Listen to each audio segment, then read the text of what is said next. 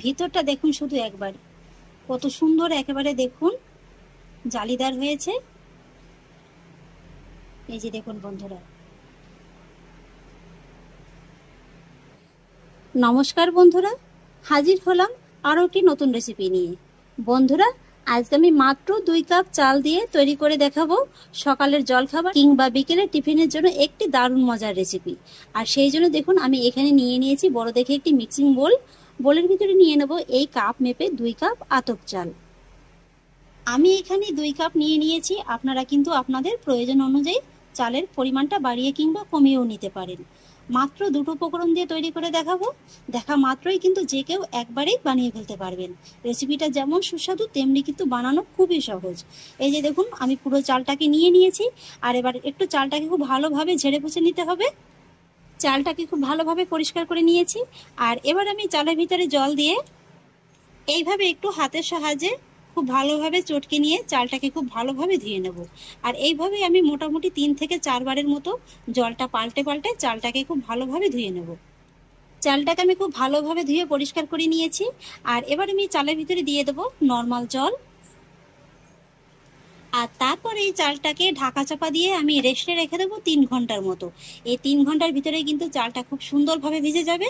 তবে আপনারা চাইলে কিন্তু 4 ঘন্টার মতো ভিজিয়ে রাখতে পারেন, তাহলে কিন্তু আরও ভালো হবে। ফিরে এলাম 3 ঘন্টা বাদে, আপনাদের দেখিয়ে দিচ্ছি যে চালটা ঠিক কতটা ভিজে গেছে। এই যে দেখুন চালটা কিন্তু খুব সুন্দরভাবে একেবারে ভিজে গিয়েছে। আর এবার আমি চালের থেকে জলটাকে খুব ভালোভাবে ঝরিয়ে নেব। জলটাকে খুব সুন্দরভাবে ঝরিয়ে নিয়েছি, আর এবার আমি চালটাকে পেস্ট করে নেব। আর সেই জন্য বড় দেখে একটা মিক্সচার জার নিয়ে নিয়েছি, জারের ভিতরে পুরো চালটাকে দিয়ে দেব। মিক্সচার জারে পুরো চালটাকে দিয়ে দেওয়ার পরে এর ভিতরে আমি অ্যাড করব এই যে কাপটা মেপে আমি চালটা নিয়েছিলাম সেই কাপেরই 1 কাপের থেকে একটু বেশি সেদ্ধ চালের ভাত। এখানে আমি ঘরে থাকা নর্মাল চালের ভাতটাই নিয়ে নিয়েছি। আর হ্যাঁ বন্ধুরা, এখানে আমি আতপ চাল দিয়ে রেসিপিটা করছি। আপনারা কিন্তু এই রেসিপিটা সেদ্ধ চাল দিয়েও করতে পারেন, তবে আতপ চাল দিয়ে করলে কিন্তু রেসিপিটা খেতে বেশি ভালো লাগবে। প্রথমে 1 কাপ ভাত নিয়েছিলাম, আর এবার কিন্তু ওই কাপেরই 3-এর 1 ভাগের মতো ভাতটা নিয়ে নিয়েছি। মোটামুটি 2 কাপ চালের জন্য এতটা ভাতই কিন্তু যথেষ্ট। এবার আমি এই চাল আর ভাতের ভিতরে অ্যাড করব সামান্য একটু জল। এইভাবে কিন্তু বারে বারে একটু অল্প জল দিয়ে চালটাকে খুব ভালোভাবে একেবারে মিহি করে পেস্ট করে নিতে হবে। খেয়াল রাখবেন বন্ধুরা, জলটা কিন্তু একবারে খুব বেশি দিয়ে পেস্ট করতে যাবেন না, তাহলে কিন্তু ব্যাটারটা আবার প্রয়োজনের তুলনায় বেশি পাতলা হয়ে যেতে পারে। আর এই ব্যাটারটা কিন্তু একটু ঘন ধরনের হবে, সেই জন্যই কিন্তু বলছি জলটা একটু হিসেব করেই আপনারা অ্যাড করবেন। ফাইনালি দেখুন বন্ধুরা, আমি চালটাকে খুবই স্মুথলি পেস্ট করে নিয়েছি। আর এটা হাতে নিলে একেবারে মনে হবে যেন ক্রিমের মতো। এই যে দেখুন খুবই স্মুথলি কিন্তু চালটাকে পেস্ট করে নিতে হবে।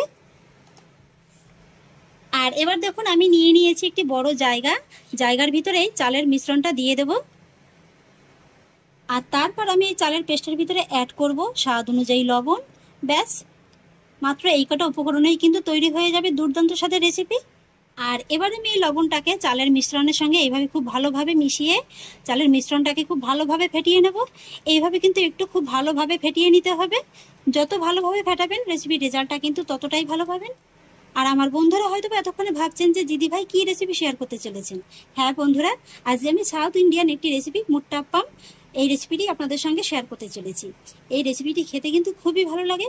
খুবই কম উপকরণে সকাল কিংবা রাতের জন্য কিন্তু দুর্দান্ত স্বাদের একটা রেসিপি তৈরি করা যায়। এইভাবে কিন্তু খুব ভালোভাবে একেবারে ফেটিয়ে নিতে হবে। এইভাবে মোটামুটি 4 থেকে 5 মিনিটের মতো সময় নিয়ে আমি ব্যাটারটিকে খুব ভালোভাবে একেবারে ফেটিয়ে নিয়েছি। এই যে দেখুন, দেখেই মনে হচ্ছে যেন একদম একটা ক্রিমের মতো। এইভাবেই কিন্তু খুব ভালোভাবে একেবারে ফেটিয়ে নিতে হবে। আর এবার আমি এই ব্যাটারের ঘনত্বটা আপনাদের দেখিয়ে দিচ্ছি ঠিক কেমন ঘনত্বের হতে হবে। এই যে দেখুন, এইভাবে একটু উপর থেকে নিয়ে ফেলবেন। যদি দেখেন যে ব্যাটারটি নিচে ফেলার পরেও খুব সঙ্গে সঙ্গে একেবারে মিশে যাচ্ছে না অন্য ব্যাটারের সঙ্গে, তাহলেই বুঝবেন যে ব্যাটারটি একেবারে পারফেক্টভাবে তৈরি হয়ে গেছে। এই যে দেখুন, সঙ্গে সঙ্গে কিন্তু মিশে যাচ্ছে না। তবু আমি আপনাদের বোঝার আরেকটু সুবিধার জন্য দেখিয়ে দিচ্ছি অন্যভাবে। এই যে দেখুন, একটা চামচের পিছনে এইভাবে একটু ব্যাটারটা নিয়ে দেখবেন, তারপরে আঙুলের সাহায্যে এইভাবে একটু টান দিয়ে দেখবেন। যদি দেখেন যে একটা রাস্তার মতো পড়ে গেছে অথচ রাস্তাটা খুব সহজে মিলে যাচ্ছে না, তখনই বুঝবেন যে ব্যাটারটা একেবারে ঠিকঠাক হয়ে গেছে। আর দেখুন, চামচের পিছনে কিন্তু একটা মোটা আস্তরণের মতো পড়ে গেছে। এইভাবে কিন্তু ব্যাটারটিকে অবশ্যই একটু ঘন করে তৈরি করে নিতে হবে। এই জন্যই কিন্তু আমি বারে বারে বলেছিলাম যে জলের পরিমাণটা কিন্তু একবারে বেশি দিয়ে ব্যাটারটি তৈরি করতে যাবেন না, তাহলে কিন্তু প্রয়োজনের তুলনায় ব্যাটারটি পাতলা হয়ে যেতে পারে। এই যে দেখুন, দেখে একেবারে কত সুন্দর লাগছে, মনে হচ্ছে যেন একেবারে ক্রিম। ফাইনালি ব্যাটারটিকে রেডি করে নেওয়ার পরে এবার চলে এলাম রেসিপির পরবর্তী ধাপে।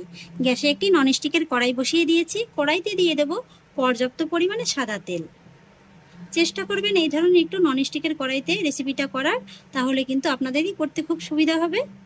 এবার তেলটাকে আমি মিডিয়াম আঁচে মিডিয়ামভাবে গরম করে নেব। তেলটা গরম হয়ে গেছে, এবার আমি একটা একটা করে মোটা আপ্পাম ভেজে নেব। আর সেই জন্য কিন্তু প্রত্যেকবারই এইভাবে একটু ব্যাটারটাকে ভালোভাবে নেড়ে চেড়ে নিতে হবে। আর তারপর এক হাতার মতো ব্যাটার এই গরম তেলের ভিতরে ছেড়ে দিতে হবে। আর ভাজার সময় কিন্তু গ্যাসের আঁচটাকে মিডিয়ামে রাখতে হবে। আর ব্যাটারটি যখন ছাড়া হয়ে যাবে তখন উপর থেকে একটু এইভাবে তেলটাকে ছড়িয়ে দিতে হবে। এতে করে কিন্তু আপ্পামগুলো সব দিকে একেবারে সমানভাবে ভাজা হয়ে যাবে। এই যে দেখুন বন্ধুরা, কথা বলতে বলতেই আপ্পামটা একেবারে কত সুন্দর ফুলে গেছে। এই যে দেখুন, ফুলে কিন্তু একেবারে বলের মতো হয়ে গেছে। আর এবার কিন্তু এই আপ্পামটাকে এইভাবে একটু উল্টে দিতে হবে। দেখে নিশ্চয়ই বুঝতে পারছেন যে আপ্পামটা ঠিক কতটা ফুলে গেছে। আর এই আপ্পামগুলো কিন্তু বন্ধুরা একেবারে দুধের মতো ধবধবে সাদা হয়। এপিট ওপিট করে দেখুন আমি উল্টে পাল্টে একটু ভেজে নিয়েছি। আর এই আপ্পামগুলো ভাজতে কিন্তু খুব বেশি সময় লাগে না, মিডিয়াম আছে 2 থেকে 3 মিনিটের ভিতরেই কিন্তু ভাজা হয়ে যায়। এই যে দেখুন, আমার একটা আপ্পাম ভাজা হয়ে গেছে। গরম তেল থেকে তুলে নেব, একটি প্লেটের পরে রেখে দেব। আবারও একটি আপ্পাম ভেজে নিচ্ছি।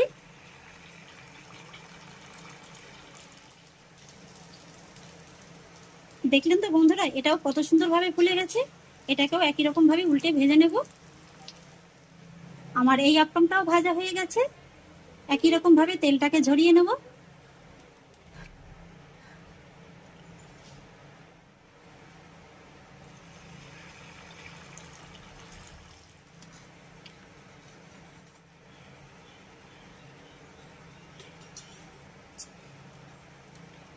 বেশ কয়েকটি আপ্পাম ভেজে নিয়েছি, আর এইভাবেই পরবর্তী আপ্পামগুলোকে ভেজে নেব। মোটা আপ্পামগুলো আমি সব ভেজে নিয়েছি। আর দেখতে দেখুন বন্ধুরা কতটা লোভনীয় লাগছে। আর এই আপ্পামগুলো বন্ধুরা এতটাই নরম তুলতুলে হয় যে মুখে দেওয়া মাত্রই কিন্তু একেবারে মিলিয়ে যাবে। এই যে দেখুন, একেবারে যেন দুধের মতো সাদা। যেমন দেখতে সুন্দর, খেতেও কিন্তু ঠিক ততটাই ভালো লাগে। এই যে দেখুন, আর এই আপ্পামগুলো আপনারা কিন্তু যে কোনো সবজির সঙ্গে খেতে পারেন, আবার মাংসের সঙ্গেও কিন্তু খেতে পারেন, খেতে খুবই ভালো লাগে। এই যে দেখুন, একেবারে হাতের মুঠোতেই কিন্তু একেবারে চলে আসছে। ভিতরটা দেখুন শুধু একবার, কত সুন্দর একেবারে দেখুন জালিদার হয়েছে। এই যে দেখুন বন্ধুরা, মাত্র দুটো উপকরণে দেখুন কত সুন্দর একটা রেসিপি তৈরি করা হয়ে গেল। তাহলে আশা করছি বন্ধুরা আমার আজকের এই মোটা আপ্পাম রেসিপি আপনাদেরও খুব ভালো লেগেছে। যদি ভালো লেগে থাকে তাহলে আমাকে অবশ্যই একটা লাইক এবং কমেন্ট করবেন, সেই সঙ্গে বন্ধুদের সঙ্গে শেয়ার করবেন। আর প্লিজ বন্ধুরা, যদি আমার পরিবারের নতুন সদস্য হয়ে থাকেন তাহলে একটা সাবস্ক্রাইব করে পাশে থাকা বেল আইকনটি প্রেস করে দেবেন। ফিরে আসছি এরকমই পরের অন্য কোনো নতুন রেসিপি নিয়ে। সবাই ভালো থাকুন, সুস্থ থাকুন, ধন্যবাদ।